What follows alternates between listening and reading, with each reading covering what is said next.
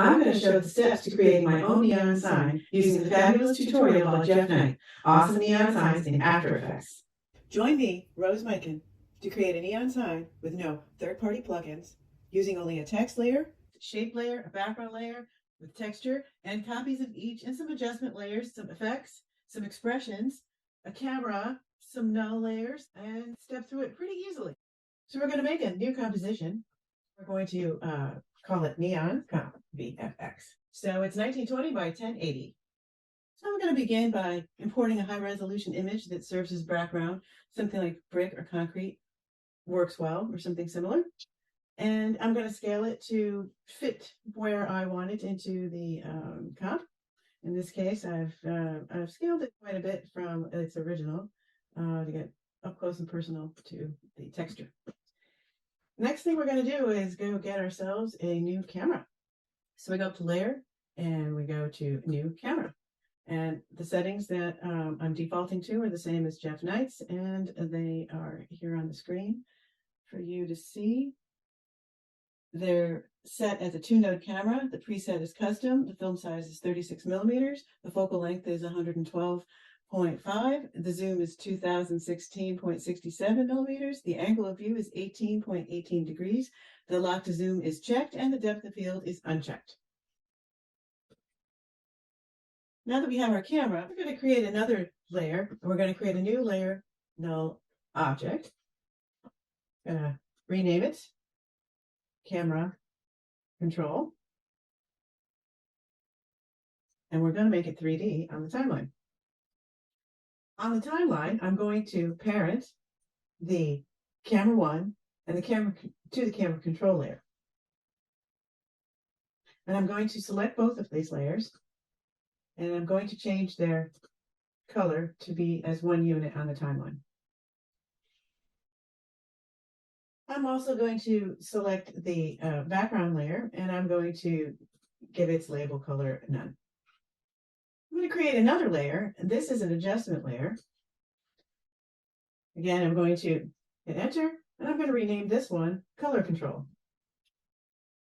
With the Color Control layer selected, I'm going to go up to the menu Effect, Expression Controls, Color Control. I'm going to go to my Effect Controls panel, Color Control. I'm going to rename that Text Color.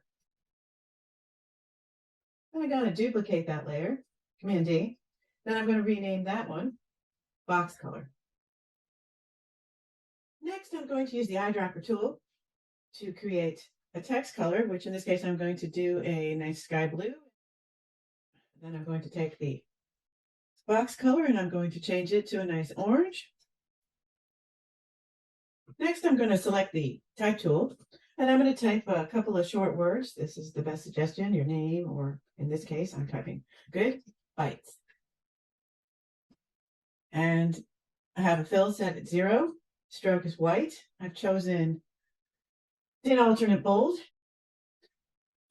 Right now, the stroke is set at 10. I think for this one, I'm going to lessen it a little. I can always increase it a little bit later. Maybe I will make it 7.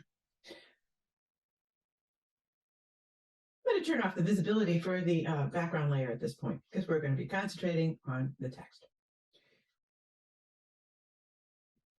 While the text layer is selected, I'm going to go up to a layer, transform, and center the anchor point in layer content.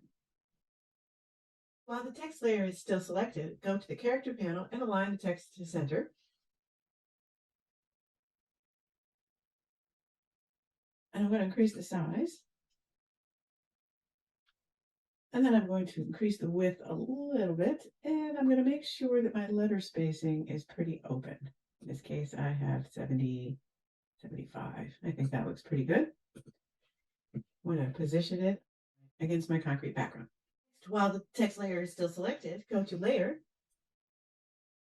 Pre-Compose, name it Text, move all the attributes, and hit OK. Now we're going to right-click on this layer, and we're going to go to Create Shapes from Text. Now the text is converted to outlines. With the outline layer highlighted, go to the search bar in the timeline and key in line cap. Now you'll see all the line caps that show up for each of the letters that have now been turned into outlines. So we're going to select each one of these line caps, holding down the Shift key if you have a Mac and a Control key if you have a PC. And then we're going to change them from butt cap to round cap. Then we're similarly going to type in line join. And now we're going to do the same thing, select each of the line join attributes on the timeline. And we are going to change all of those from meter join to round join.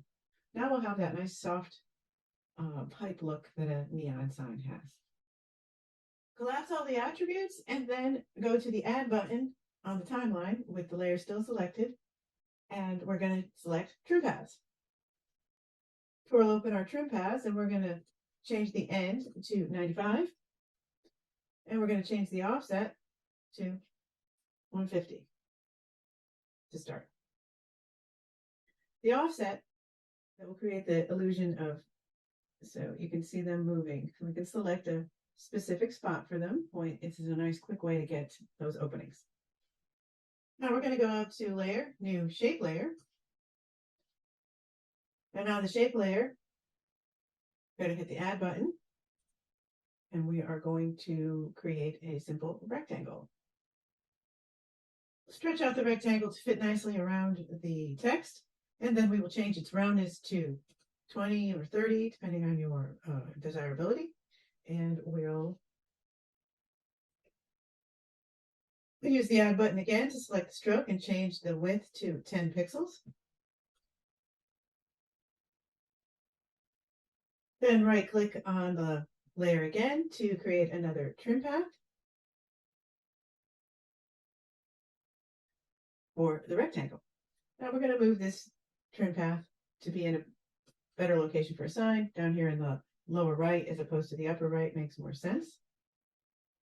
So I'm going to twirl open the trim paths on the timeline for the rectangle shape layer and change N to 97% for the gap in the stroke and use the offset to move it from the top right corner to the bottom right corner, and then change the offset to about 50 and change the line cap and the round cap and the line to line join and round join to match the text. Notice this style creates the basic neon sign. Returning to the main comp, select the color control layer on the timeline and now click the padlock and lock the effects control panel to keep it open for ease of process. Return to the text pre-comp and parent the stroke color for the shape layer rectangle to the box color. Next, select the text outlines layer, go to the main effects, generate fill, twirl open the fill on the layer and parent the color to the text color in the color controls panel. Select the text outlines layer, go to the menu effects and generate fill. Twirl open the fill on the layer and parent the color to the text color in the color controls in the effect control panel. Twirl open the fill on that layer and parent the color to the text color in the color controls effect control panel, just like the previous with the rectangle, and now the text outlines will change to blue color from the color controls. This allows changing color combinations later to be very easy. Back to the main comp, we've unlocked the effect control panel and we've duplicated the text comp layer. Now we're going to select the duplicate, right click, and then go to Layer, Pre-Compose, and rename it Glow. Go to our glow composition and duplicate the text layer and create 3 copies of the text layer in the timeline. Select the bottom text layer and go to Effect, Blur and Sharpen, Fast Blur, open the effect in the Controls panel, and then select Blur Radius and change it to 10, and then rename the layer Blur. Now select the middle text layer and go to Layer, Layer Styles, Inner Glow, and then twirl open that in the timeline and change Source to Center from Edge. Go up to Effect, Effect Controls, Stylize, and then select Glow. Go up to Effect, Effect Controls, Stylize, and then select Glow. Now select the top text layer and go to Layer, Layer Styles, Bevel and Emboss.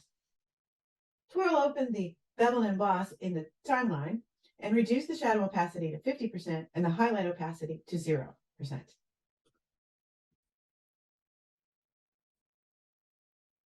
Now go back up to Layers, Layer Styles, Inner Glow. Twirl open the inner glow in the timeline and change the source from edge to center. Return to the main comp and select the text pre-comp layer in the timeline and go up to Effect, Generate Fill. Change the layer in the timeline in the Effects panel and change the color to a very dark gray.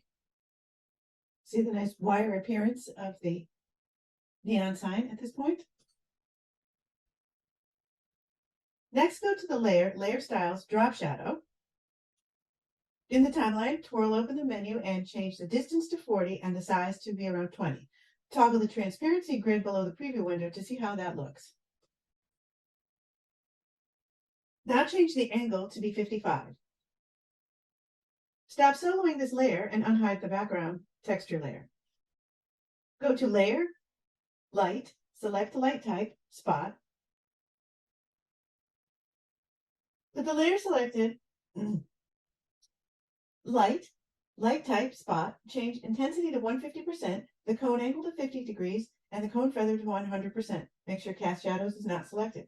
With the Spotlight layer selected, also change the position to center with the comp and change the Z position to 1500. Now we'll go back to the background layer. It needs to be darkened. Let's go to the Effect, Color Correction, and select Curves. Then go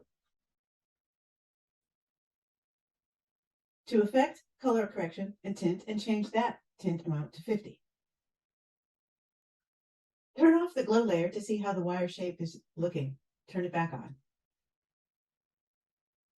Return to the text layer and twirl open the layer styles and adjust the drop shadow opacity to 100%. Try adjusting the distance to lower and the size slightly smaller to your preference. Duplicate the glow layer and move the duplicate underneath the text layer. Select the glow layer below the text layer and go to Effects, Blur and Sharpen, Gaussian Blur. With the glow layer below selected, change the track map to Add in the timeline. In the Effects Control panel, change the blurriness to 150. With the glow layers below still selected, change the track map to Add in the timeline. To help create an effect for the sign sparking on, start by parenting the lower glow layer opacity to the opacity of the top glow layer, so whenever we change the top, the bottom will also change. Add a keyframe to this layer for opacity and set it to 0%. Right-click the keyframe on the timeline and select Toggle Hold Keyframe from the menu, and then add another keyframe about 10 frames ahead and change that to 100%. Repeat with additional keyframes every few frames, slightly randomly, changing from opacity 0% to opacity 100%, so that the light flickers on naturally, sparking to life. Select the camera control layer and transform the positions, the X and the Y. Take the Y rotation and set a keyframe for each at the beginning, and set the Y rotation to 20, and set the X rotation to 10. At about 5 seconds, add another keyframe and change the direction for the Y rotation to -10.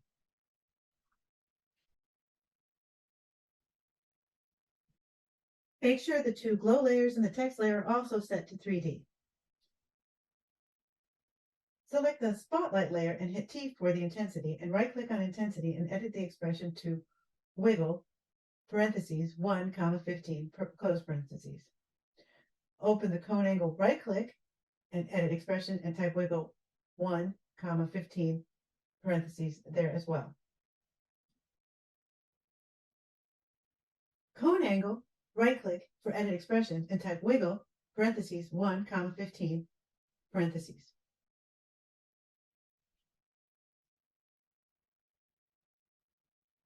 Select camera control layer, hit P for position, and right-click to edit expression and add a wiggle, parentheses, 1, 5, parentheses.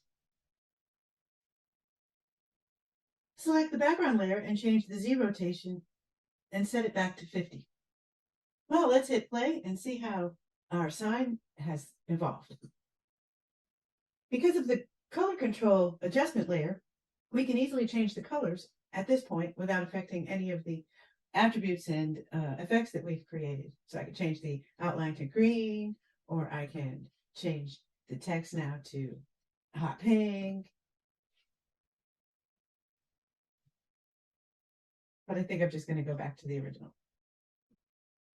I added another adjustment layer for scale and for position. so that I could create my neon sign in an environment. So I've parented my position and my scale attributes so that I can have my sign in a real environment.